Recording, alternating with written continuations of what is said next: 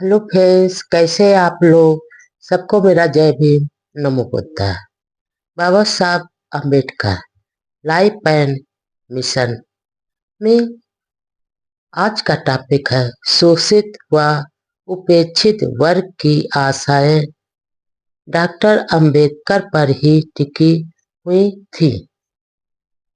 गांधी जी व जिन्ना की बार बार मुलाकात से गांधी जी का मुस्लिम लीग की ओर बढ़ती मित्रता को देखकर डॉक्टर अम्बेडकर ने लगा कि गांधी जी शायद अछूतों के साथ भी कोई समझौता करने के लिए तैयार हो जाएंगे। इसलिए गांधी जी को एक पत्र लिखा जिसमें उन्होंने लिखा कि वह दलितों के सवालों पर भी समझौता करना चाहते हैं। जिस प्रकार हिंदू मुस्लिम एकता के लिए कोशिशें की जा रही, उसी तरह छूत अछूत एकता के बारे में भी विचार करना चाहिए। हिंदू मुस्लिम समस्या का समाधान निकाल दिया है तो समान हिंदू व अछूतों के मुद्दों का भी समाधान निकाला जाना चाहिए। डॉक्टर अंबेडकर ने यह भी लिखा कि यदि गांधी जी जरूरी समझे तो वह समझौते की जरूरी शर्तें भी तैयार करने को सहमत हैं। 6 अगस्त 1944 को गांधी जी ने पत्र द्वारा जवाब दिया कि उनके लिए अछूतों का मुद्दा एक धार्मिक और सामाजिक सुधार का प्रश्न है, लेकिन इस प्रश्न पर हम दोनों में मौलिक मतभेद है। दरअसल गांधी डॉक्टर अंबेडकर में मतभेद वर्ण व्यवस्था को लेकर था। डॉक्टर अंबेडकर वर्ण व्यवस्था के घोर विरोधी थे, जबकि गांधी कट्टर समर्थक थे। गांधी चाहते थे कि अछूत हिंदू धर्म में जिस पायदान पर है वहां ही रहे, हालांकि उनके साथ अच्छा व्यवहार किया जाए। लेकिन डॉक्टर अंबेडकर तो अछूतों के लिए समता, स्वतंत्रता व बंधुत्व की व्यवस्था चाहते थे। इसलिए इस अर्थों में डॉक्टर अंबेडकर को हिंदू धर्म का विरोधी कहना सरासर गलत है। उन्होंने वर्ण व्यवस्था व जाति भेद के खिलाफ तो आवाज बुलंद की थी। वह तर्क संगत और खुद हिंदू समाज के सुधार के लिए जरूरी थी, लेकिन वर्णाश्रम धर्म को मानने वाले गांधी जी ने डॉक्टर अंबेडकर को हिंदू धर्म का विरोधी ही मान लिया। क्रिप्स योजना में अछूतों की राजनैतिक मांग को कोई महत्व नहीं दिया गया था, इसलिए गांधी जी ने भी समझौते के लिए उत्सुक डॉक्टर अंबेडकर को कोई महत्व नहीं दिया और उनकी अपेक्षा की। कहावत है कि बलवान के आगे झुकना और सीधे साधे पर अकड़ना। गांधी जी यही व्यवहार डॉक्टर अंबेडकर के साथ कर रहे थे। जिन्ना के लिए तो खुद बम्बई जाकर मिलते थे और वह भाव ही नहीं देता था, जबकि डॉक्टर अंबेडकर खुद बार बार गांधी से मिलकर अछूतों की राजनैतिक समस्या के लिए सहयोग चाहते थे, लेकिन गांधी जी उपेक्षा कर देते थे। उन्होंने मुसलमानों की मांग को तो समर्थन दे दिया, लेकिन स्वयं के धर्म के ही अछूतों के सवालों को कानूनी संरक्षण आरक्षण देने की मांग न मानकर उसे धार्मिक व सामाजिक सुधार का अंग मान कर टाल देते थे। वे अच्छी तरह जानते थे कि उनकी समस्या पर ये आसानी से मदद करने वाले नहीं है, इसलिए हार माने बिना संघर्ष जारी रखना और देश भर के शोषित, उपेक्षित व वंचित वर्ग की आशाएं सिर्फ डॉक्टर अंबेडकर पर ही टिकी हुई थी। अप्रैल 1944 में डॉक्टर अंबेडकर ने मजदूरों के कल्याण के लिए एक और बड़ा ऐतिहासिक कदम उठाया। उन्होंने सेंट्रल असेंबली में एक बिल पेश कर उसे पास भी करवा दिया। इसके अनुसार स्थायी कारखानों व फैक्ट्रियों के औद्योगिक मजदूरों को छुट्टियों के दिनों में भी वेतन देने का प्रावधान किया गया था। गांधी जी का स्वास्थ्य समान नहीं होने के कारण पूना के आगा खां महल में नजरबंदी से रिहा कर दिया गया, तो वहां से स्वास्थ्य लाभ के लिए पंचगनी चले गए। वहां राजगोपालाचारी ने बताया कि उन्होंने गांधी जी की सहमत से जिन्ना के पास एक अलग प्रस्ताव भेजा है। इस योजना में कहा गया कि वर्णवार के बाद एक कमीशन गठित किया जाएगा जो उत्तर पश्चिम और पूर्वी भारत के जिलों का दौरा करके जन साधारण की राय के आधार पर फैसला करेगा कि ज्यादातर लोग भारत से अलग होने के पक्ष में हैं या नहीं। यदि बहुमत पक्ष में होगा तो अलग राष्ट्र का रूप दे दिया जाएगा। इस प्रस्ताव की सावरकर आदि नेताओं ने निंदा की, लेकिन राष्ट्रीय स्तर के अखबारों ने भी इस पर चू तक नहीं किया। यह प्रस्ताव भारत विभाजन के सिद्धांत पर सहमत था। डॉक्टर अंबेडकर एक संविधान विशेषज्ञ के रूप में इस स्थिति पर नजर रखे हुए थे। गांधी जी की इस सहमति से सावरकर के अलावा कांग्रेस का साथ देने वाले वे नेता भी निराश हुए, जो यह मानते थे कि गांधी जी विभाजन को कभी स्वीकार नहीं करेंगे। उदारवादी नेताओं ने कहा कि राजगोपालाचारी की यह योजना देश की सुरक्षा के लिए खतरा है। डॉक्टर अंबेडकर इस बात से आश्चर्य में थे कि जब देश के बंटवारे से सहमति जतानी ही थी तो गांधी जी ने यह फैसला करने में इतना समय क्यों लगाया। गांधी जी द्वारा पाकिस्तान का विचार स्वीकार करने के फैसले की डॉक्टर अंबेडकर ने प्रशंसा की, लेकिन यह भी कहा कि यदि यह योजना गांधी जी ने स्वयं जिन्ना को पेश करते तो ज्यादा अच्छा होता। डॉक्टर अंबेडकर ने कहा कि जिन्ना ने यह योजना क्यों अस्वीकार कर दी, यह वह समझ नहीं पाए।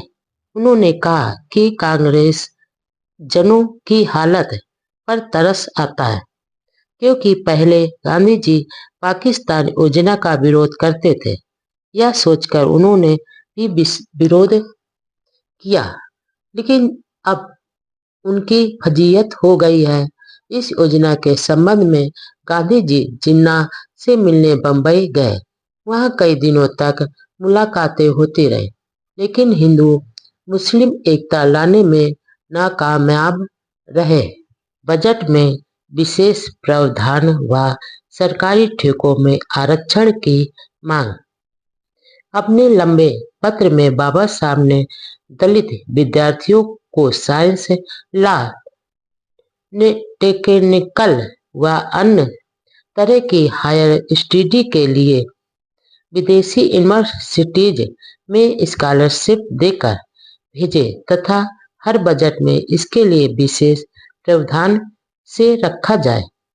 सरकारी नौकरियों के अलावा दलितों को सरकारी ठेकों में वरीयता दी जाए। वायसराय को लिखे इस पत्र का आखिर असर हुआ।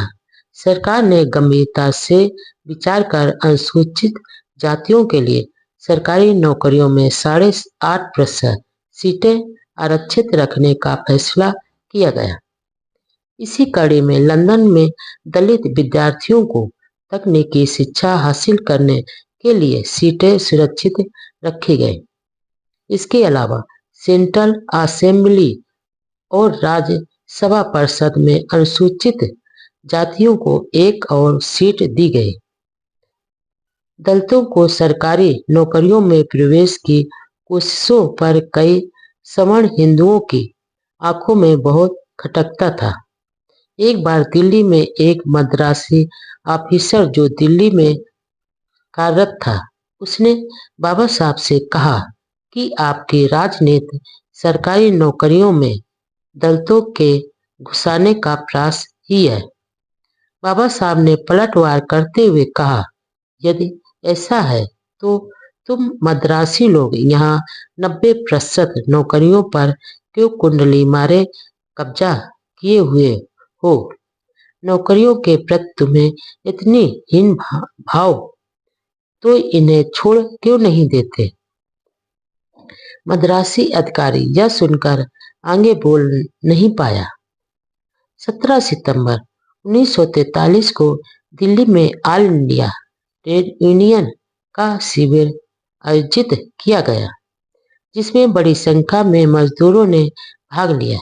इस अवसर पर बाबा साहब ने कहा, भारत में मजदूरों का आखिरी लक्ष्य सत्ता पर कब्जा करना है, सिर्फ ट्रेड यूनियन बनाना नहीं हो।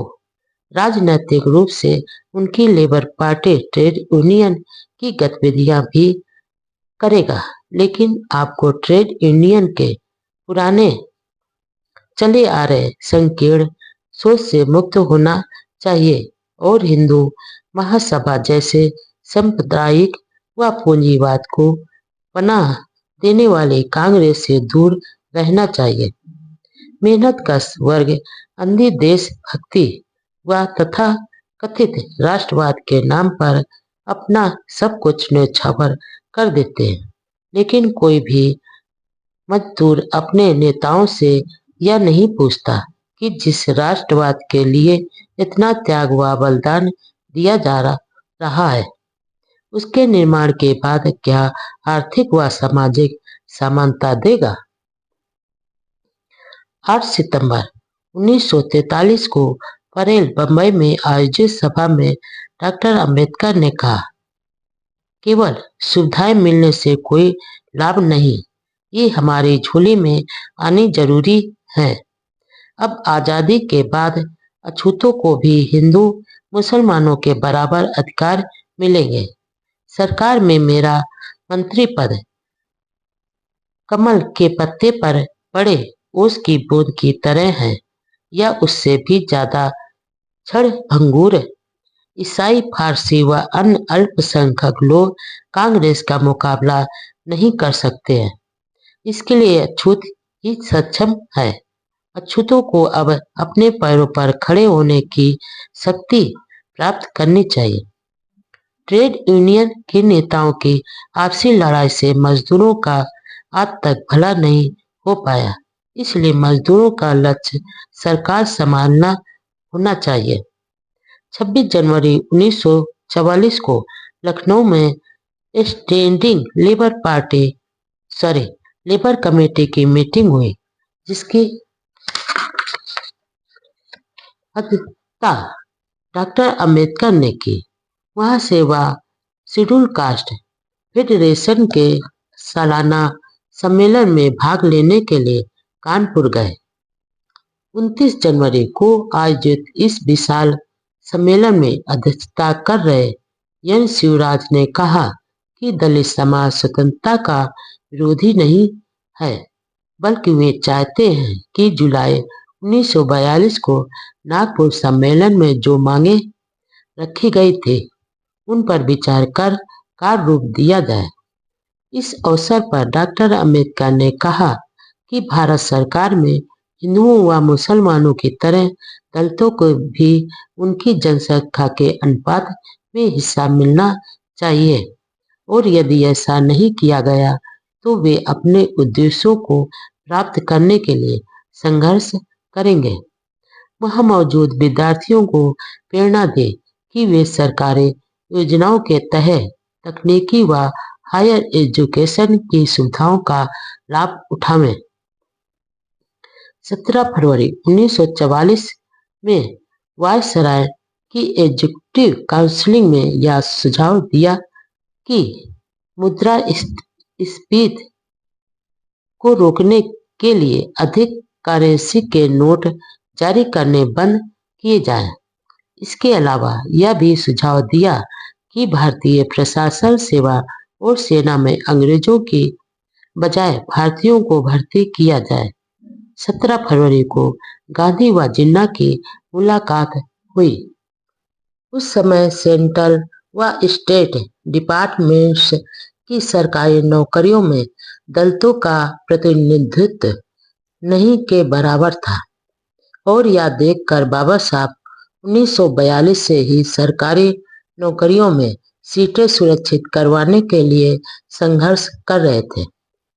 इसी सिलसिले में 29 अक्टूबर 1942 को उन्होंने वायसराय को एक गोपनीय स्मरण पत्र पेश किया, जिसमें उन्होंने पूरी जानकारियों के साथ बताया कि किस तरह अछूतों को सरकारी नौकरियों से एक साजिश के तहत वंचित रखा जाता है और कैसे सवर्ण जातियों के लोग सरकारी नौकरियों पर कुंडली मारे बैठे हुए हैं। 10 पेज के इस पत्र में बाबा साहब ने सरकार से राजनीतिक, शैक्षणिक व अन्य समान क्षेत्र में अनुसूचित जातियों को पर्याप्त प्रतिनिधित्व देने का अनुरोध किया।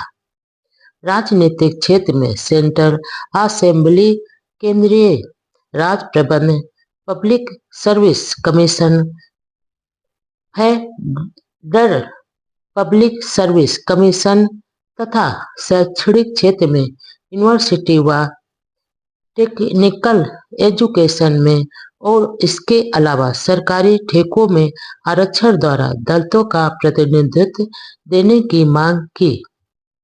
पत्र में डॉक्टर अंबेडकर ने आंकड़े पेश करते और 39 मनोनीत सदस्य 141 में से दलितों के सिर्फ 2 सदस्य हैं। 1941 की जनगणना के अनुसार देश में दलितों की संख्या 6 करोड़ है, लेकिन इनका सरकार व प्रशासन, ठेका व अन्य क्षेत्र में प्रतिनिधित्व नगण्य है। उन्होंने लिखा कि देश भर का पूरा प्रशासन दलितों का विरोधी है। सरकारी अधिकारी को जो विशेषाधिकार दिए गए वह हमेशा इन अधिकारों को दलित जातियों के हितों के खिलाफ और उन्हें नीचा दिखाने के लिए प्रयोग करते हैं। अनुसूचित जातियों के भलाई व विकास तभी संभव है जब सरकारी नौकरियों में उनकी भर्ती की जाए। इस तरह वे देश के विकास की योजनाओं को लागू करने में भागीदारी भी निभाएंगे। जब सेंट्रल असेंबली में दलितों को सरकारी नौकरियों में प्रवेश की बात चली तो मुसलमान, यहूदी, एंग्लो इंडियन, सिखों और ईसाइयों ने समर्थन किया। सिर्फ हिंदुओं ने ही इसका विरोध किया। भारत सरकार के प्रतिनिधित्व ने भी इसका विरोध किया। इसके अलावा दलितों की भर्ती के समय उम्र व फीस में छूट भी दी जाए। फेडरल सर्विस कमीशन में दलितों के प्रतिनिधित्व के सवाल पर डॉक्टर अंबेडकर ने लिखा कि हमें ऐसी किसी पब्लिक सर्विस कमीशन पर भरोसा नहीं हो सकता जो हिंदू या मुस्लिम दृष्टिकोण से प्रभावित हो। यह कितनी अचरज की बात है कि हिंदू और मुसलमान यूं तो सांप और नेली की तरह झगड़ते हैं, लेकिन जब लंगर बांटने की बारी आती है तो दोनों एक होकर हड़प लेते हैं और अछूत ही सिर्फ मुंह ताकते ही रह जाते हैं। कमीशन दलित अभ्यर्थियों को हर बार आयोग बताकर अपने पापों को छुपा लेता है और दलितों को दरवाजे से बाहर रखने की साजिश भी सफल हो जाती है। इसलिए दलितों को फेडरल पब्लिक सर्विस कमीशन में प्रतिनिधित्व दिया जाना जरूरी है। 10 मई 1943 को इंडियन फेडरेशन ऑफ लेबर की बम्बई शाखा ने लेबर मिनिस्टर डॉक्टर अंबेडकर के सम्मान में एक छोटा समारोह रखा। उसमें बाबा साहब ने अफसोस जताया कि भारत के मजदूरों में एकता नहीं है। फूट के कारण उनका शोषण हो रहा है। इसलिए मजदूरों को भारत में मजदूर सरकार बनाने के लिए संघर्ष करना चाहिए। आजादी हासिल करना ही काफी नहीं है। जरूरी बात यह है कि आजादी के बाद सत्ता किसके हाथों में होगी। उसी दिन Maharashtra chamber of commerce Bombay की ओर से रखे कार्यक्रम में डॉक्टर अंबेडकर का संबोधन हुआ। उन्होंने कहा, अब दुनिया युद्ध से ऊब गई है और वह 3 बड़े रोगों से ग्रस्त हो गई है। देश का दूसरे देश पर साम्राज्य, काले गोरों का रंग भेद का संघर्ष और गरीबी। दुनिया में शांति स्थापना के लिए कमजोर व गरीब देशों को संबल करना बहुत जरूरी है। भारत की आर्थिक व औद्योगिक प्रगति से साम्राज्यवाद व रंग भेद की समस्याओं का समाधान संभव है। गरीबी की समस्या का जिक्र करते हुए डॉक्टर अंबेडकर ने कहा, मानव संस्कृति का विनाश करने के लिए एक राष्ट्र दूसरे राष्ट्र के खिलाफ पानी की तरह पैसा खर्च कर रहा है। वह अचंभित है कि ब्रिटेन और अमेरिका हर युद्ध में 14 करोड़ रुपए योजना खर्च कर रहा है। इससे देश में शांति के समय इससे आधी रकम गरीबी दूर करने के लिए क्यों खर्च नहीं करते हैं।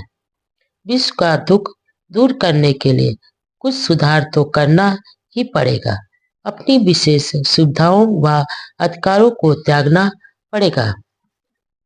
देश में ज्वलंत राजनीतिक समस्या के समाधान के लिए डॉक्टर अंबेडकर ने एक योजना पेश की, जिस पर अखबारों में विचार छप रहे थे।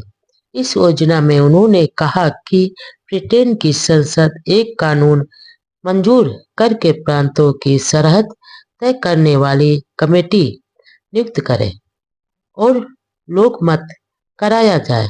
पहले लोकमत से यह तय किया जाए कि मुसलमानों को पाकिस्तान में रहना चाहिए या नहीं। दूसरे लोकमत द्वारा गैर मुसलमानों से यह जानना था कि वे पाकिस्तान में रहना चाहते हैं या नहीं। यदि वे पाकिस्तान में रहना चाहते हैं तो वहां प्रांतों की सीमाएं जैसी हैं वैसी रखी जाए। यदि वे पाकिस्तान में नहीं रहना चाहते हैं तो एक हदबंदी कमीशन नियुक्त किया जाए और कौन से प्रांतों में मुसलमान बहुसंख्या में हैं यह तय किया जाए। 2 साल बाद यह फैसला किया जाए कि मुसलमानों को पाकिस्तान चाहिए या नहीं, अलग होना चाहते या नहीं। सितंबर माह में ही डॉक्टर अंबेडकर ने ऑस्ट्रेलिया के राजनीतिक कार्टेन द्वारा पेश की गई शाही सलाहकार काउंसिल के गठन के बारे में भेंट की। डॉक्टर अंबेडकर ने कहा कि औपनिवेशिक डोमिनियन राज्य में भारत स्वेच्छा से भागीदार के रूप में रहे तो यह ऐसे देशों के हित में ही होगा। उन्होंने यह भी कहा कि भारत की जनता को ब्रिटिश सरकार में जरा भी आस्था नहीं रही है, क्योंकि सरकार भारतीय लोगों को सिर्फ प्रजा मानती है, अपने बराबरी के दर्जे के नागरिक के रूप में मानने के लिए तैयार नहीं है। अगले महीने सेंट्रल असेंबली के एक महत्वपूर्ण प्रस्ताव पारित हुआ।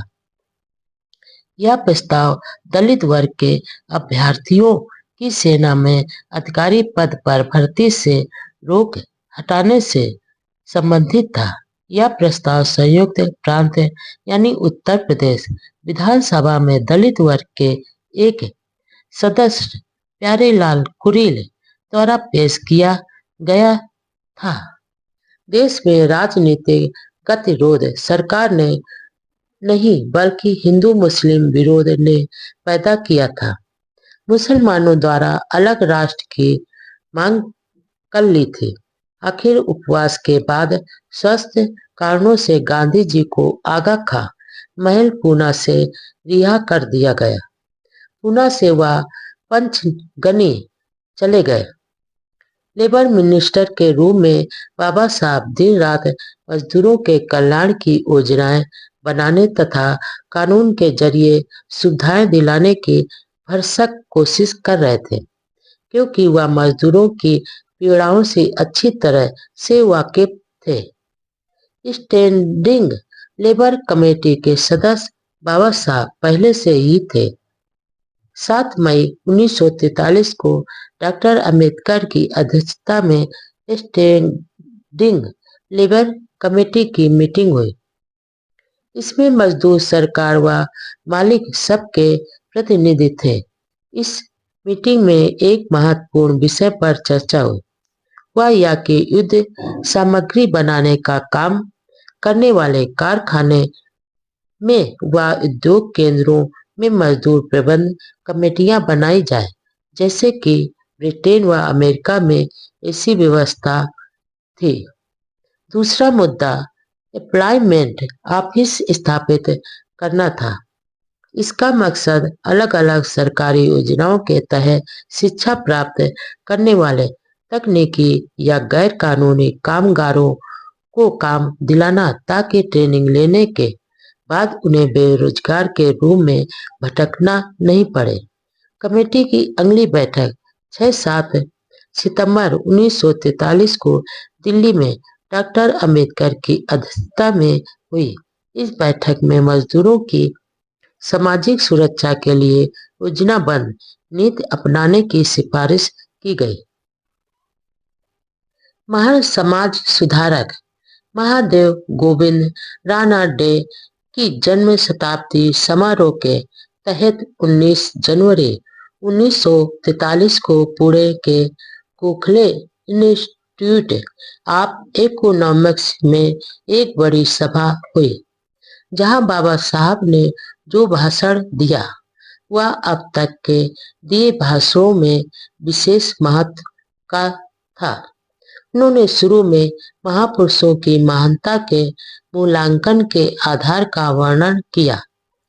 रानाडे के संबंध में कहा कि वह हर लिहाज से श्रेष्ठ पुरुष थे। उन्होंने सारे जिंदगी सामाजिक अन्याय के खिलाफ संघर्ष में गुजारी थी और हिंदू समाज में सामाजिक न्याय के लिए चेतना पैदा कर सामाजिक लोकतंत्र की स्थापना में निरंतर प्रयास करते रहे। रानाडे की तुलना गांधी व जिन्ना के साथ करते हुए डॉक्टर अंबेडकर ने कहा कि गांधी व जिन्ना के मुकाबले में ऐसा कोई अहंकारी नजर नहीं आता है। इनके लिए खुद का गुणगान, महत्व व अधिकार बढ़ाना ही सब कुछ है, और देश की समस्या तो खेल के एक प्यादे के समान है। दोनों ही चापलूसी करने वाले लोगों से स्तुतियां सुनकर मग्न हो जाते हैं और अपने आप को दोषों से मुक्त तथा अमर होने का दावा करते हैं। डॉक्टर अंबेडकर ने कहा कि भारत में पत्रकारिता एक मिशन होता था, लेकिन अब अखबार चलाना एक व्यापार हो गया है।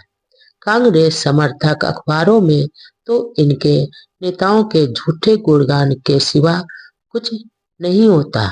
अंत में कहा कि किसी महापुरुष या नेता के प्रति सम्मान जताना, प्रशंसा करना एक अलग बात है, लेकिन अपने नेता का अनुसरण करना दूसरी बात है। बाबा साहब का यह लंबा भाषण कुछ दिनों बाद रानाडे गांधी और जिन्ना के नाम से किताब के रूप में सामने आया और अन्य ग्रंथों की तरह यह भी खूब चर्चित रहा।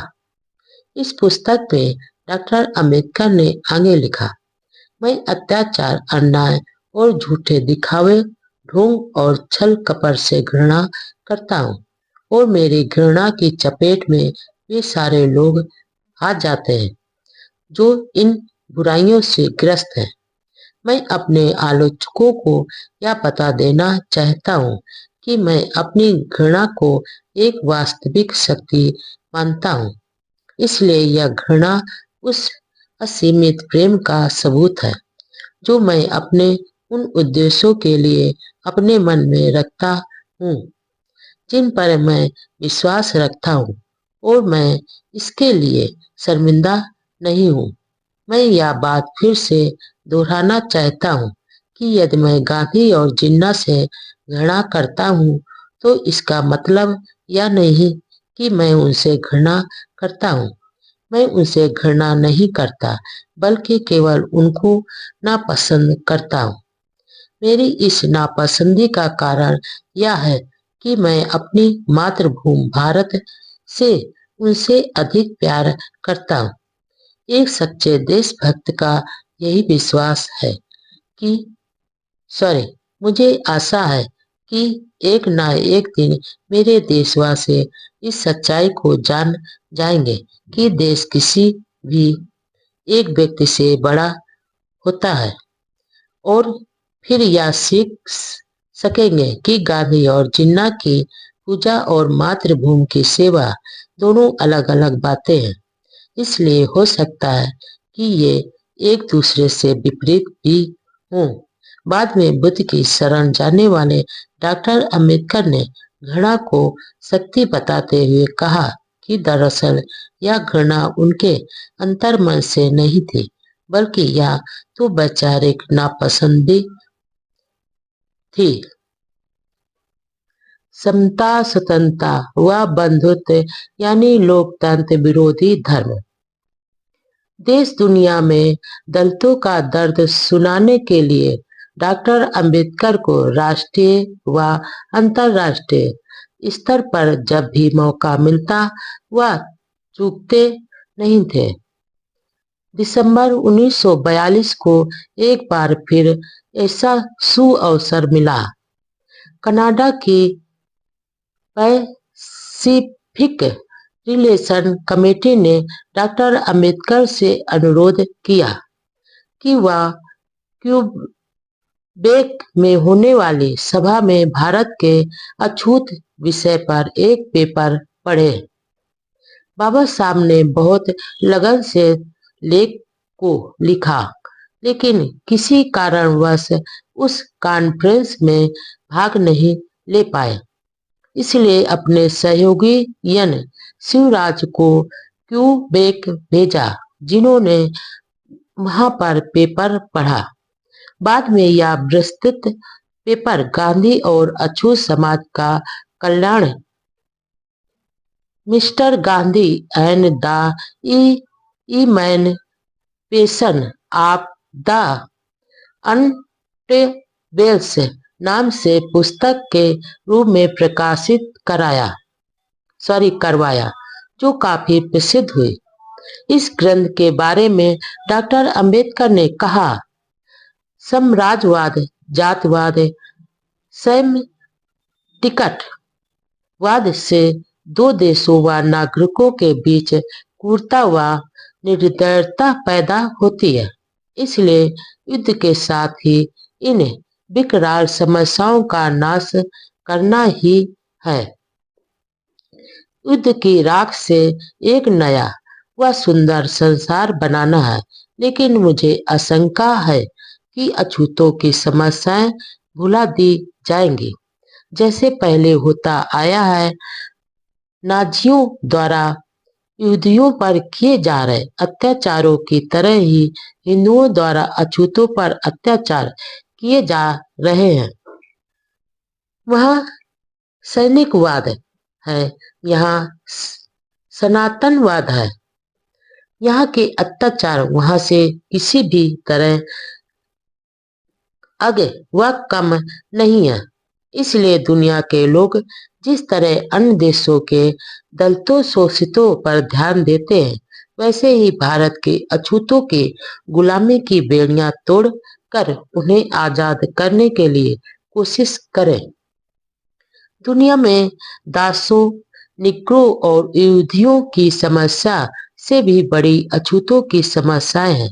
मुझे आशा है कि इस शोध पत्र को जानने के बाद शांति सम्मेलन अछूतों की समस्या पर विशेष ध्यान देकर न्यायालय में इसका जवाब देना होगा। पत्र में अमेरिकी समाज को सचेत किया कि वह कांग्रेस के हिंदू प्रचार के मुंह के जाल में ना फंसे, बल्कि कांग्रेस से यह विश्वास प्राप्त कर ले कि उनका यह संघर्ष अछूतों के कल्याण का विरोधी नहीं होगा। इस विस्तृत रिसर्च पेपर में कहा गया कि अनुसूचित जातियों के लोग हिंदुओं से अलग हैं, इसलिए वे किसी ऐसे समाधान को स्वीकार नहीं करेंगे जिसमें इनकी मांगें शामिल नहीं की जाएंगी। उन प्रमुख मांगों में बजट में दलितों की शिक्षा के लिए बजट रिजर्व रखना, स्टेट में सेंट्रल गवर्नमेंट में नौकरियों में संख्या, आवश्यकता व महत्व के अनुसार रिजर्वेशन देना, दलितों को बोर्डों व कमीशनों में नियुक्त करना, न्यायपालिका, पुलिस और रेवेन्यू विभाग में भर्ती करना, लोकल वार्डीज में रिजर्वेशन देना, पृथक चुनाव द्वारा अपने प्रतिनिधि चुनने का अधिकार देना, दलितों के अलग गांव बसाए जाएं और इसके लिए कमीशन का गठन किया जाए, हिंदू राज में होने वाले अत्याचारों को रोकथाम के लिए कानून बने, आर्थिक व सामाजिक सुरक्षा की व्यवस्था और छुआछूत को मिटाने के लिए तेज प्रयास किए जाए। सवर्ण हिंदुओं ने दलितों की इन मांगों का कड़ा विरोध किया तो डॉक्टर अंबेडकर ने जवाब में कहा, हिंदुओं में रूढ़वादी जन्मजात है। हिंदू धर्म समानता, स्वतंत्रता व बंधुत्व यानी लोकतंत्र का विरोधी है। दुनिया के कई भागों में भी गैर बराबरी मौजूद है, जिसके अलग अलग कारण हैं, लेकिन वहाँ सामाजिक आर्थिक असमानता को वहाँ के धर्म का संरक्षण प्राप्त नहीं है। 17 जनवरी 1943 में सूरत के नागरिकों के सिविल पायनियर रैली में भाग लिया। वहाँ डॉक्टर अंबेडकर ने सैनिक शिक्षा पर जोर देते हुए कहा कि जब भारतवासी स्वतंत्र हो जाएंगे तो पूरी तरह से ट्रेनिंग लिए हुए सैनिक और सिविल पायनियर ही देश की आजादी की रक्षा कर सकेंगे।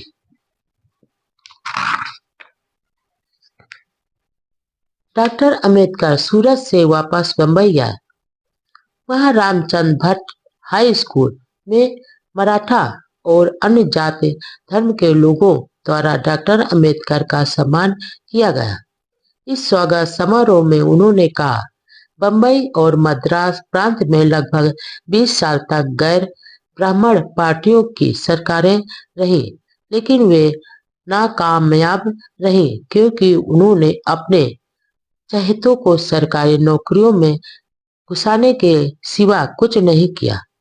साधारण जनता, मजदूर, किसान वर्ग के समर्थन से जीती सरकारों ने इन वर्गों की समस्याओं की ओर कोई ध्यान नहीं दिया। विडंबना तो यह है कि जिन लोगों को उनके प्रयासों से नौकरियां मिली, वे भी सुविधाओं की चकाचौंध में अपने दुखी समाज को भूल गए, जबकि किसान, मजदूर व समान लोग उन्हें सहयोग देते थे। यही नहीं, दूसरों की तरह घमंडी भी हो गए।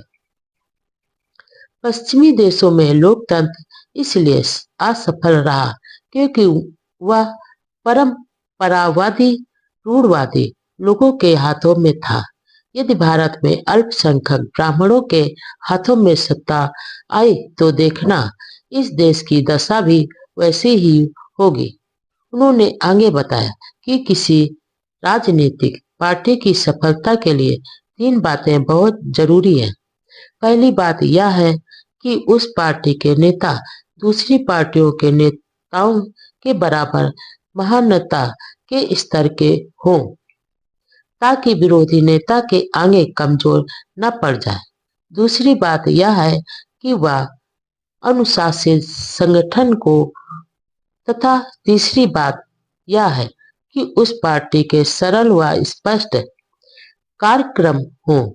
यदि भारत में लोकतंत्र को सफल बनाना है तो उसे रूढ़वादी लोगों के हाथों से बचाना जरूरी है। 18-19 जुलाई को ऑल इंडिया डिफेंस क्लास की ओर से नागपुर के मॉल पार्क में एक सम्मेलन का आयोजन किया गया। हजारों लोग शामिल हुए और गगनभेदी नारों के साथ डॉक्टर अंबेडकर का सम्मान किया। इस सभा में पंजाब, बंगाल और मद्रास प्रांत के कई कार्यकर्ता और नेता भी शामिल हुए। अध्यक्षीय भाषण में एन शिवराज ने डॉक्टर अंबेडकर को वायसराय के एग्जीक्यूटिव काउंसिल में लिए जाने की बधाई दी और कहा कि इससे जनता की सेवा का एक नया रास्ता खुल गया।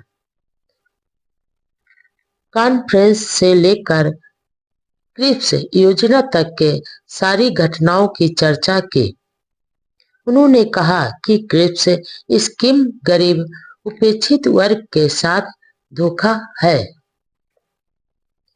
मुस्लिम लीग द्वारा पाकिस्तान मांग के बारे में उन्होंने कहा कि जब जिन्ना मुसलमानों को अल्पसंख्यक कहते थे तो देश के सिख, ईसाई, अछूत, फारसी अल्पसंख्यक सभी साथ मिलकर संघर्ष करते थे। लेकिन जिन्ना ने मुसलमानों को अलग राष्ट्र माना है तो मजबूर होकर सभी को अलग अलग संघर्ष करना पड़ रहा है। अब यह भी हो सकता है कि हक के लिए कभी अछूतों को मुसलमानों के खिलाफ संघर्ष करना पड़े।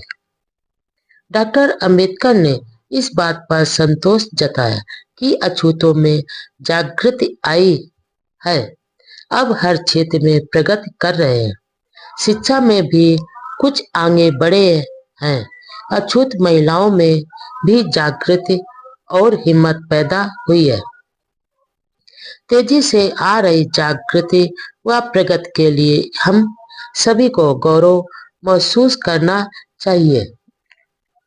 अब मुसलमानों की तरह अछूत भी राजनीति में हिंदुओं से अलग स्वतंत्र मांग है। इसलिए हमें अलग राजनीतिक अधिकार मिलने चाहिए। गांधी जी हमारे बड़े विरोधी हैं। वायसराय के एग्जीक्यूटिव काउंसिल में अछूत समाज को जो प्रतिनिधित्व मिला है उस पे समता, स्वतंत्रता व बंधुत्व के विचारों का विरोध करने वाले ब्राह्मणवाद की छाती पर मानो खूंटा ठोक दिया है।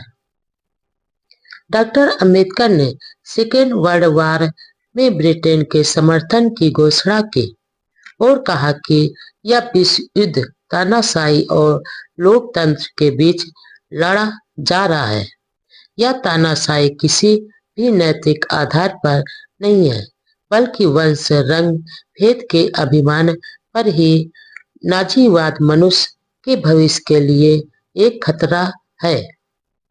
दुनिया में लोकतंत्र के कारण मानव का आपस में रिश्ता जुड़ा हुआ है। इसलिए लोकतंत्र के बचाव के लिए हर तरह के प्रयासों को स्वीकार करना चाहिए। यदि लोकतंत्र खत्म हो गया तो भविष्य का भी विनाश हो जाएगा। भाषण के आखिरी में बाबा साहब ने 3 मूल मंत्रों का जो संदेश, उपदेश व आदेश दिया वह उनके संपूर्ण जीवन एक सार बनकर आज भी देश विदेश के उपेक्षित, वंचित व शोषित वर्ग की प्रेरणा बना हुआ है। उन्होंने कहा कि आप शिक्षा प्राप्त करें, संगठन पैदा करो और संघर्ष करो। आप अपने पर भरोसा रखें। जब न्याय हमारे साथ है तो हम संघर्ष में जरूर सफल होंगे। इस तरह के संघर्ष से मुझे खुशी होती है। हमारी लड़ाई धन दौलत के लिए नहीं है और ना ही सत्ता प्राप्त करने के लिए है। हमारी लड़ाई आजादी हासिल करने के लिए है। मानवीय अधिकार और इंसान का दर्जा प्राप्त करने के लिए यह संघर्ष है। हमारी स्वतंत्र अस्तित्व के लिए अब खतरा पैदा हो गया है, इसलिए हमें अधिक संगठित व सचेत होने की जरूरत है। हम न्याय व मानवता के लिए संघर्ष करते हैं। अपने मेरे प्रति जो सम्मान, आत्मीयता व समर्पण की भावना व्यक्त की है, उसके बदले में मैं आपसे आश्वासन चाहता हूँ कि आप समर्पण निष्ठा के साथ संगठित होंगे, संघर्ष करेंगे और जब तक अपने अधिकारों को प्राप्त न कर ले पीछे नहीं हटेंगे। हमारे संघर्ष का उद्देश्य स्वतंत्रता है। मेरा आपका एक ही उपदेश है, एक ही आदेश है कि पढ़ो, संगठित हो जाओ, प्रचारक बनो, आत्मविश्वासी और आशावादी बनो। अछूतों की मांगों को रखने के लिए राजनीतिक पार्टी की जरूरत है। इसलिए इस अवसर पर एक नए संगठन all India scheduled caste federation के गठन की भी घोषणा की, जिसके जनरल सेक्रेटरी बापू साहब राजभोग को बनाया और अछूतों के लिए स्वतंत्र गांव बसाने की तथा सेटलमेंट कमीशन की मांग की गई। सम्मेलन के अंत में कहा कि मुझ पर यह आरोप लगाना गलत है कि मैं मिलता जुलता नहीं हूँ और किताबों में ही ज्यादा व्यस्त रहता हूँ। दरअसल मेरे मन में किसी के प्रति घृणा के भाव नहीं है और किसी का अपमान करना भी मेरे मन में नहीं है। मुझे तो बहुत कम समय में ज्यादा काम करना है। ज्यादातर हिंदू मुझे अपना दुश्मन समझते हैं, लेकिन कई ब्राह्मण भी मेरे अच्छे मित्र हैं। लेकिन जो सवर्ण ब्राह्मण मेरे अछूत समाज के साथ कुत्ते बिल्लियां से भी बदतर व्यवहार करते हैं, उनकी प्रगति के सारे रास्ते रोक देते हैं। उनके इस अमानवीय समाज विरोधी व्यवहार पर हमला करना जरूरी है। इसलिए ऐसी दशा में मैं मजबूर हूँ। समाज की प्रगति का आईना है महिलाओं की दशा। नागपुर में ही अमरावती की सुलोचनाबाई डोगरे की अध्यक्षता में दलित वर्ग की महिलाओं का भी एक सम्मेलन हुआ, जिसमें डॉक्टर अंबेडकर ने कहा, महिलाओं का एक ही संगठन हो और यदि महिलाओं को अपने कर्तव्य की पूरी समझ न आए तो वे समाज सुधार का काम प्रभावी ढंग से कर सकते हैं। सामाजिक कुरीतियों को दूर करने में भी महिलाओं ने महान योगदान दिया है। उन्होंने कहा कि वह किसी समाज की प्रगति का अनुमान इस बात से लगाते हैं कि उस समाज की महिलाओं ने कितनी प्रगति की है। उन्हें अब विश्वास है कि पिछड़े वर्ग की स्त्रियां भी अब प्रगति कर रही हैं।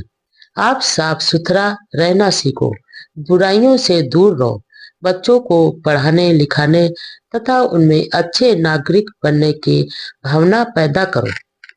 उनके मन में कुछ करने के लिए महत्वाकांक्षा जागृत करो। उनके मन में यह भावना पैदा कर दो कि वह इस संसार में महान बनने के लिए आए हैं।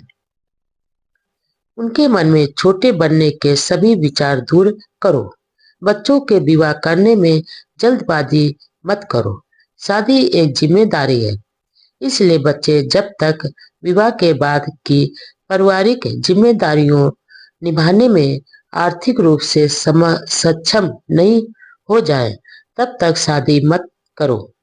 विवाह करने वालों को यह बात ध्यान में रखना चाहिए कि ज्यादा बच्चे पैदा करना पाप है। हर माँ बाप का यह फर्ज होना चाहिए कि उन्हें जो सुख सुविधाएं अपने माता पिता से मिली है उससे ज्यादा अपनी संतानों को दे। सबसे अधिक महत्वपूर्ण बात यह है कि हर माँ अपनी बेटी को शादी के बाद पति व उसके परिवार का सहयोगी बनने की शिक्षा दे, उसे अपने पति का मित्र बनाने तथा समानता के रिश्ते के व्यवहार की शिक्षा दे, उसकी दासी नहीं। मुझे पूरा विश्वास है कि यदि आप इन बातों पर अमल करेंगे तो आप जीवन में प्रगति करेंगे और समाज में सम्मान व समृद्धि हासिल करेंगे। उस जमाने में अछूत महिलाओं का इतना विशाल सम्मेलन होना उनकी जागृत का परिचायक था। इसमें विशेष रूप से सक्रिय रही इंदिराबाई पाटिल और कीर्तिबाई पाटिल के योगदान की प्रशंसा की गई। इस सम्मेलन में 2 प्रस्ताव भी लिए गए। पहला, 1 से ज्यादा शादियों पर रोक लगाई जाए। दूसरा, महिला मजदूरों को वेतन के साथ प्रस्तुति छुट्टियों की सुविधाएं दी जाए। उसी दिन नागपुर में पंजाब के गोपाल सिंह खालसा की अध्यक्षता में समता सैनिक दल का भी विशाल सम्मेलन हुआ, जिसमें बाबा साहब ने कहा कि वह अहिंसा के सिद्धांतों को बहुत चाहते हैं, लेकिन इसके साथ वह हिंसा के दबाव में भी जीना भी नहीं चाहते। उन्होंने सैनिकों को आह्वान किया कि गुलामी, बेबसी व दीनहीन का जीवन न जिए। उन्होंने महान संत तुकाराम की बाणी का हवाला देते हुए कहा कि दुष्टों का नाश और सज्जनों का तारण यानी पालन भी एक प्रकार की अहिंसा ही है। सभी प्राणियों के प्रति करुणा व दया करना अहिंसा का ऊंचा सिद्धांत है। साथ ही दुष्टों का विनाश करना भी अहिंसा का एक भाग है। इसके बिना अहिंसा का कोई अर्थ नहीं होगा, सिर्फ मन बहलाने व पराये को उपदेश देने की तरह हो जाएगा। शक्ति व शील का पालन करना ही हमारा ध्येय होना चाहिए। हालांकि बाबा साहब ने 1956 में बौद्ध धर्म को अंगीकार किया, लेकिन व्यवहार में वह बहुत पहले से ही बुद्ध के अनुयायी बन चुके थे। इसलिए हर सभा में वह बुद्ध की शिक्षाओं का हवाला देते हुए अछूतों को अपने दीपक स्वयं बनने का आह्वान करते थे। अपने कल्याण के लिए खुद को ही आगे आने के लिए प्रेरित करते थे। नागपुर प्रवास के दौरान लाला जयनारायण ने डॉक्टर अंबेडकर के सम्मान में एक छोटा समारोह रखा। इसी दौरान दिल्ली से वायसराय का संदेश लेकर एक अधिकारी नागपुर पहुंचा। इस संदेश की पालना में 20 जुलाई 1942 को वायसराय की एग्जीक्यूटिव काउंसिल में लेबर मिनिस्टर के रूप में तार द्वारा ही विभाग का कार्यभार ग्रहण किया। जब उस अधिकारी ने स्टेशन के अंदर व बाहर शेड्यूल कास्ट फेडरेशन के सम्मेलन का पता पूछा तो सवर्ण हिंदुओं ने जानते हुए भी मना कर दिया। सवर्णों के इस व्यवहार से उस अधिकारी को बहुत दुख हुआ। दरअसल उस समय डॉक्टर अंबेडकर के प्रति सवर्ण हिंदुओं में घृणा के भाव कूट कर भरे हुए थे। नागपुर से बंबई आने पर दलित समाज की महिलाओं ने आचार्य दोदे की अध्यक्षता में डॉक्टर अंबेडकर सम्मान में एक सभा की। उन्होंने शिक्षित युवतियों की सलाह दी कि वे पढ़ लिख कर सवर्ण युवकों से शादी नहीं करें। सभा में उन्होंने इस बात पर संतोष जताया कि दलित वर्ग की महिलाओं में जागृति आई है। भारत छोड़ो आंदोलन, क्विट इंडिया और अंबेडकर। सेकेंड वर्ल्ड वार का घमासान अभी भी चल रहा था। ब्रिटेन और मुश्किल में था।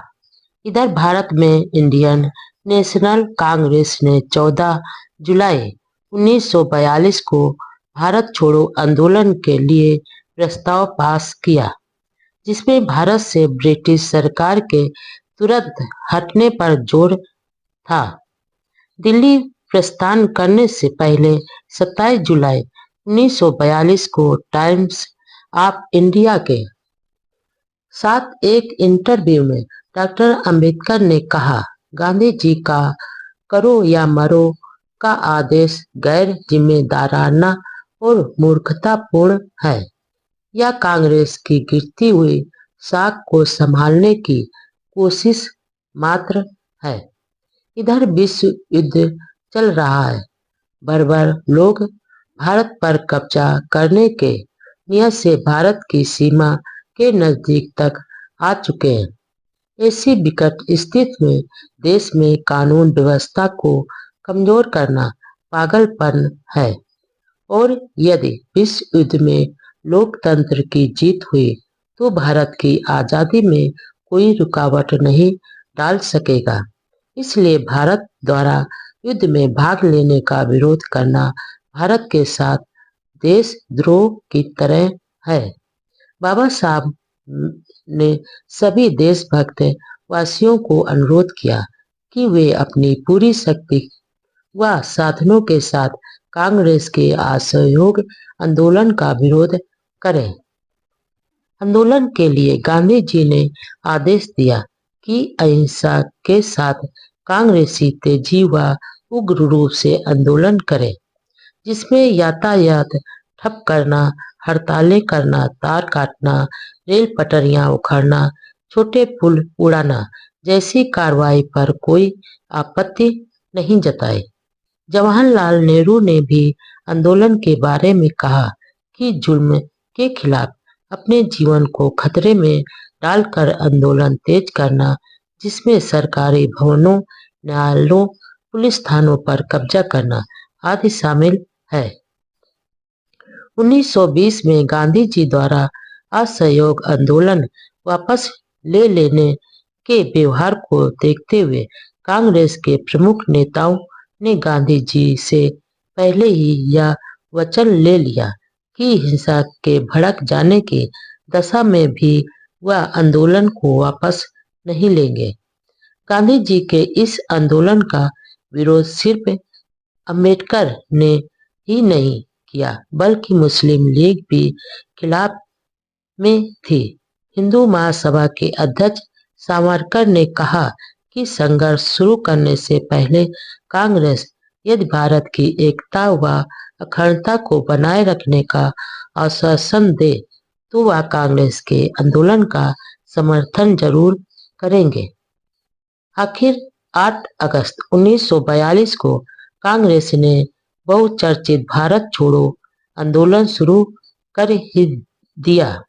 वायसराय की एग्जीक्यूटिव काउंसिल की एक इमरजेंसी मीटिंग हुई, जिसमें यह प्रस्ताव पास किया कि ऐसे विकट दौर में कांग्रेस का यह आंदोलन देश में अराजकता पैदा कर मुश्किल हालात में डालने वाला है, मानवीय स्वतंत्रता के लिए चल रहे प्रयासों को पागलपन से तोड़ देने वाला है, जो देश के लिए चुनौती है।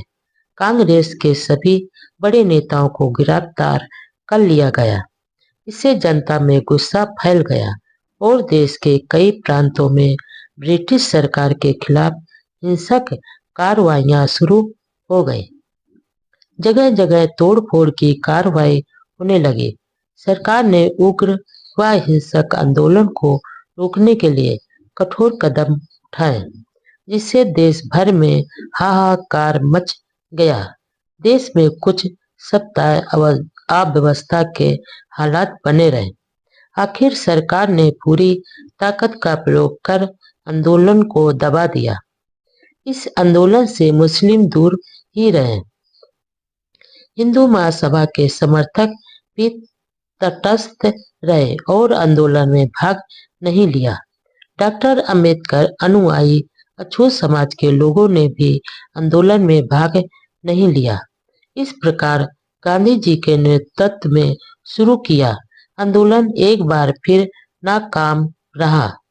दरअसल बाबा साहब का सपना कांग्रेस व गांधी के सपनों से बिल्कुल अलग था।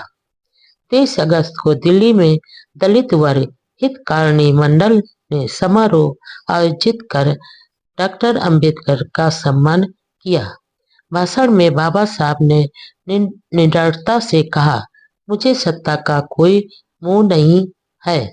यहाँ से इस्तीफा देकर बंबई वापस लौट जाऊंगा। बाबा साहब को जान से मारने की धमकियां। इस समय बाबा साहब केंद्र सरकार में महत्वपूर्ण मंत्री पद पर आसीन थे। सारी सुविधाएं आसपास थी, लेकिन उनका व्यक्तिगत पारिवारिक जीवन बहुत मुश्किल में था। आए दिन होने वाले धार्मिक, सामाजिक और अब राजनीतिक घटनाओं के कारण इन क्षेत्र के कट्टरपंथी, रूढ़वादी व राजनीतिक विरोधी डॉक्टर अंबेडकर के जानी दुश्मन बन गए थे। वैसे उन्हें जान से मारने की धमकियां तो शुरू से ही मिलती रहती थी, लेकिन इस समय उनके परिवार पर संकट के बादल घने हो गए थे। जीवन संगिनी रमाबाई का साथ छूट गया था। डॉक्टर अंबेडकर दिल्ली में अकेले ही रहते थे। बेटा यशवंत और दिवंगत बड़े भाई बालाराम का बेटा बंबई में साथ रहते थे। बाबा साहब के विरोधियों द्वारा उनके बेटे व भतीजा पर हमला करने की चिंता हर समय रहती थी। वे दोनों वहां सुरक्षित नहीं थे। बाबा साहब बार बार फोन व पत्र द्वारा उनके हालचाल पूछते और सचेत रहने के लिए कहते थे। भारत छोड़ो आंदोलन शुरू होने के बाद से कई जगह से बाबा साहब को मार डालने की धमकियां दी जाने लगी। 4 सितंबर 1942 को डॉक्टर अंबेडकर ने अपने मित्र एम बी समर्थ को एक चिट्ठी में लिखा, मुझे अपने बंबई के मित्र बहुत याद आते हैं। यहाँ दिल्ली में मेरा कोई मित्र नहीं है और न ही किसी के मेरा मित्र बनने की संभावना है। मेरा स्वभाव व राजनीति दोनों इसके अनुकूल नहीं है। मेरा विभाग बहुत बड़ा है और मुझे व्यस्त रहने के लिए काफी है। पत्र में आगे लिखते हैं, मुझे ऐसे पत्र मिल रहे हैं जिसमें मेरी हत्या करने की धमकियां दी गई हैं। मैं अपने सेक्रेटरी को बता रहा था कि कानून के तहत जब हम किसी को फांसी पर चढ़ाते हैं तो उसको जुर्माने का दंड नहीं दिया जाता है, लेकिन ये हत्यारे मेरा जीवन लेने के साथ बिना टिकट लगाए पत्र भेजकर मेरे पर जुर्माना क्यों करते हैं। इस प्रकार बाबा साहब की जान को हर वक्त खतरा रहता था। महज सत्याग्रह से लेकर अब तक अपनी जान को जोखिम में डालकर ही वह मानवता की सेवा कर रहे थे। आज उनकी बदौलत सुख भोग रहे लोगों को उनकी असहनीय पीड़ा का एहसास होना चाहिए। 13 नवंबर 1942 के दिन लेबर मिनिस्टर के रूप में डॉक्टर अंबेडकर के एक वार्ता भारतीय मजदूर और विश्व युद्ध ऑल इंडिया रेडियो बंबई से प्रसारित हुई। अपने भाषण में उन्होंने कहा, यह युद्ध संसार के विभिन्न देशों की सीमाओं का निर्धारण या बंटवारे के लिए नहीं है, बल्कि यह एक ऐसी क्रांति है जो इंसान के बीच और राष्ट्र के बीच सह जीवन का रिश्ता कैसे कायम हो इसके लिए परिवर्तन लाने के लिए हो रहा है। यह सामाजिक पुनर्रचना की मांग है, वह सरकार के नवनिर्माण के लिए है। इसलिए मजदूरों को नाजियों के खिलाफ जीत हासिल करने के लिए लड़ना चाहिए। यदि नाजी जीत गए तो आजादी का गला घोट देंगे। युद्ध में जीत के बाद स्वतंत्रता और नए समाज के निर्माण की प्राप्ति होगी, लोकतंत्र स्थापित होगा।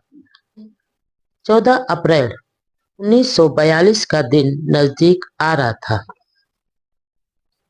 यह दिन दलितों के मसीहा बाबा साहब का जन्म दिन था। सभी लोग अपने गौरव का 50वां जन्मदिन धूमधाम से मनाना चाहते थे। इस बार इंडिपेंडेंट लेबर पार्टी व बंबई प्रांत के 50 अन्य संगठनों ने रजत जयंती मनाने का फैसला किया। डॉक्टर अंबेडकर दलितों के बेताज बादशाह थे। उनका जन्मदिन दलितों के लिए आनंद और उल्लास का एक पवित्र उत्सव होता था। महाराष्ट्र के प्रगतिशील सवर्ण शिक्षित हिंदू का एक वर्ग भी डॉक्टर अंबेडकर का प्रशंसक रहा है और आज भी है। जन्मदिन के अवसर पर होने वाले सभाओं में सवर्ण हिंदू भी वक्ता तथा श्रोता के रूप में शामिल होते थे। मानवता के मसीहा के 50वें जन्मदिन का जश्न 12 अप्रैल को बंबई और उपनगरों से शुरू हुआ। वह पूरे देश में 9 दिन तक मनाया, जिसमें सैकड़ों संस्थाओं ने अपने अपने स्तर पर गोष्ठियां, सभाएं, जुलूस व सांस्कृतिक कार्यक्रम आयोजित किए। डॉक्टर अंबेडकर की निस्वार्थ सेवा व समाज व देश के लिए किए जा रहे सराहनीय योगदान की प्रशंसा की गई। उनके व्यक्तित्व व कृतित्व के गुणगान किए गए। पुणे में एक विशाल जुलूस निकालकर खुशियां बांटी गई।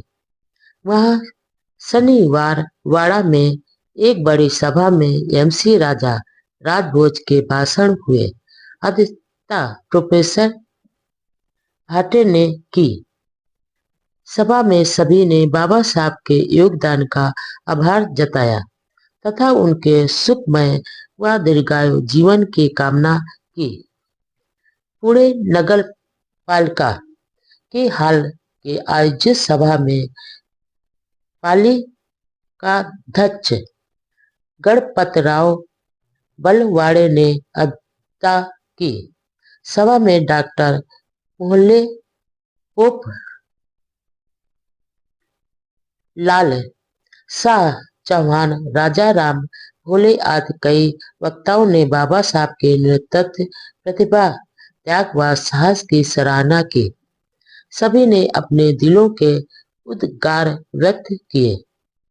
जिला लोकल बोर्ड में भी संपन्न हुई।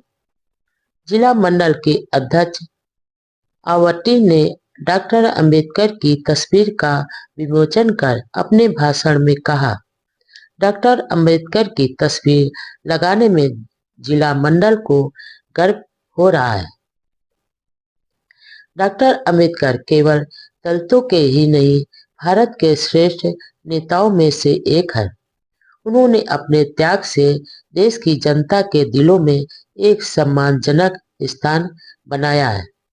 अप्रैल में ही बंबई के पास कल्याण में रूही दास युवक सुधारक संघ की महिला शाखा की सभा में बाबा साहब ने आह्वान किया कि अछूत समाज अपने उद्धार के ध्येय से निर्वाचित न हुए। समाज व देश के लिए योगदान की चारों ओर सराहना। जन्मदिन समारोह का मुख्य कार्यक्रम 19 अप्रैल को बंबई की चौपाटी में डॉक्टर एम.आर. जयकर की अध्यक्षता में हुआ। बंबई शहर के हर कोने से भीम के दीवानों की टोलियां गाते नाचते गाजे बाजे के साथ चौपाटी में पहुंची। अपने स्वागत भाषण में षड्यंत्री समारोह समिति के अध्यक्ष आचार्य दोदे ने अपने भाषण में कहा कि डॉक्टर अंबेडकर भारत के महान पुरुष हैं। उन्होंने दबे कुचले वर्ग के निस्वार्थ महासेवा की है। डॉक्टर जयकर ने अपने उद्गार में कहा कि बाबा साहब ने गोलमेज कॉन्फ्रेंस ने उपेक्षितों की आवाज उठाने तथा पुनः पैक्ट के समय शांति व धैर्य का जो परिचय दिया वह बेमिसाल व प्रशंसनीय है। इस अवसर पर एन.एम. जोशी ने कहा कि मेरा एक समय का विद्यार्थी इतनी महान योग्यता प्राप्त कर सका, यह देखकर मुझे बहुत खुशी होती है। उन्होंने कहा कि डॉक्टर अंबेडकर बहुत होशियार व निर्भीक छात्र थे।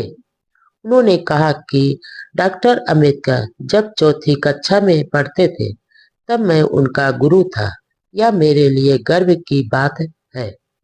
समारोह में बंबई के शेरीफ एम.आर.ए. बेग ने बाबा साहब को एक महान नेता बताया। इस अवसर पर डॉक्टर अंबेडकर को 580 रुपए की थैली भेंट की गई। 21 अप्रैल 1942 को महाराष्ट्र के सभी बड़े अखबारों ने अपने संपादकीय लेखों में डॉक्टर अंबेडकर की सेवा व विद्वत्ता की सराहना की। टाइम्स ऑफ इंडिया बम्बई ने लिखा, आर्थिक और राजनीतिक ताकत के बिना अछूतों के सामाजिक क्षमता हासिल होना मुश्किल होगा और डॉक्टर अंबेडकर इस सच्चाई को अच्छी तरह जानते हुए सही दिशा में चल रहे हैं। छुआछूत व जात पात के खात्मे से हिंदू समाज मजबूत होगा। भारतीय समाज तेजी से प्रगति करेगा। इसलिए अछूतों के कल्याण के लिए डॉक्टर अंबेडकर जो प्रयास कर रहे हैं उन्हें प्रचंड समर्थन मिलना बहुत जरूरी है। बॉम्बे कल ने लिखा कि अंबेडकर दलितों की दशा सुधारने के लिए महान सेवा कर रहे हैं। यह भी लिखा कि दलितों के साथ अमानवीय व्यवहार से आठों प्रहर चिंता करने वाले डॉक्टर अंबेडकर को दलितों के प्रति जितनी अपनत्व व प्यार है उतना ही दलितों का शोषण व छल कपट करने वालों के प्रति मन में आक्रोश है। नागपुर के महाराष्ट्र नामक अखबार ने कहा, अपनी निस्वार्थ सेवा त्याग व बुद्धिमानी से जो थोड़े महाराष्ट्रीय नेता भारत को राजनीतिक क्षेत्र में चमके हैं उनमें डॉक्टर अंबेडकर सबसे आगे हीरे की तरह चमक रहे हैं। दलित समाज में जो थोड़ी जागृत व प्रगति हुई है, स्वतंत्र राजनीतिक दर्जा मिला है, वह सब उनके ही प्रयासों का परिणाम है। पुणे के अखबार ज्ञान प्रकाश ने लिखा कि डॉक्टर अंबेडकर का जीवन भारतीय लोगों के लिए एक महान आदर्श है।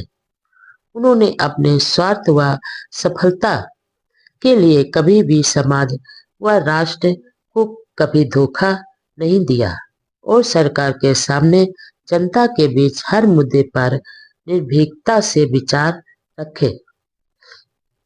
पुणे के ही मराठी दैनिक अखबार काल ने लिखा कि डॉक्टर अंबेडकर महाराष्ट्र के प्रतिनिधि नेता हैं। अन्य महाराष्ट्रीय नेताओं की तरह उनमें न केवल कर्तव्यपरायणता व बुद्धिमत्ता है बल्कि त्याग, विद्वत्ता और सच्चाई भी है।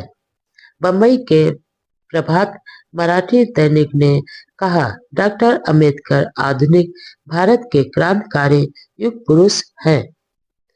दलितों के उत्थान के लिए उनके द्वारा किए कार्यों की जितनी प्रशंसा की जाए कम है। ऐसा कार्य तो आज तक अन्य किसी ने नहीं किया। मानवतावादी विराट व्यक्तित्व के प्रति आदर व सम्मान। जन्मदिन की बधाई व आगे सफल जीवन की कामना करते हुए सावरकर ने संदेश प्रकाशित किया। उन्होंने लिखा, डॉक्टर अंबेडकर का व्यक्तित्व, उनकी विद्वता, संगठन चतुरता, कुशल नेतृत्व का गुण आदि कई सद्गुणों के मिलन से वह आज देश के एक महान आधार स्तंभ बन गए हैं। अछूतों में आत्मविश्वास व स्वाभिमान जगाने व उद्धार की चेतना पैदा करने में जो सफलता प्राप्त है वह भारत की अमूल सेवा की है। उनका कार्य चिरस्थायी, दूरदर्शी, स्वदेश अभिमानी व मानवतावादी है। डॉक्टर अंबेडकर जैसे विराट व्यक्तित्व व उनके कार्य के प्रति आदर व सम्मान प्रकट करते हुए उनके दीर्घायु होने व सफलता की कामना करता हूँ। बम्बई प्रांतीय हिंदू सभा ने विशेष प्रस्ताव पारित करके डॉक्टर अंबेडकर का अभिनंदन किया गया। बॉम्बे सेंटिनल अखबार के संपादक हरमन ने लिखा, डॉक्टर अंबेडकर अपनी महान योग्यता, बुद्धिमत्ता, देश सेवा और दलितों के उत्थान के लिए की सेवा के कारण ही देश के उच्च कोटि के नेतृत्व पद पर आसीन हुए हैं। उनका कार्य विश्व के जो लोग मानवीय हकों के लिए संघर्ष कर रहे हैं, आजादी की लड़ाई लड़ रहे हैं, उनके लिए और खास तौर से भारत के लोगों के लिए सामान्य व प्रेरणादायक होगा। बाबा साहब की गोल्डन जयंती समारोह की आखिरी सभा परेल बम्बई के कामगार मैदान में हुई। अध्यक्षता एम.बी. दोदे ने की। विशाल जनसमूह को बाबा साहब ने विनम्रता से अनुरोध किया कि अब उनका जन्मदिन मनाना बंद करो, क्योंकि मेरा यह मानना है कि जो समाज किसी मनुष्य को परमात्मा बनाकर जय घोष करता है वह समाज विनाश के मार्ग पर चलने लग जाता है। उन्होंने कहा कि कोई भी व्यक्ति अप्रकृतित शक्ति नहीं बल्कि अपने अच्छे बुरे प्रयासों से ही आगे बढ़ता है या गिरता है। नेता योग हो तो उनके प्रति आदर प्रकट करने में कोई हर्ज नहीं है, लेकिन मनुष्य को परमात्मा बनाकर पूजना विनाश का मार्ग है।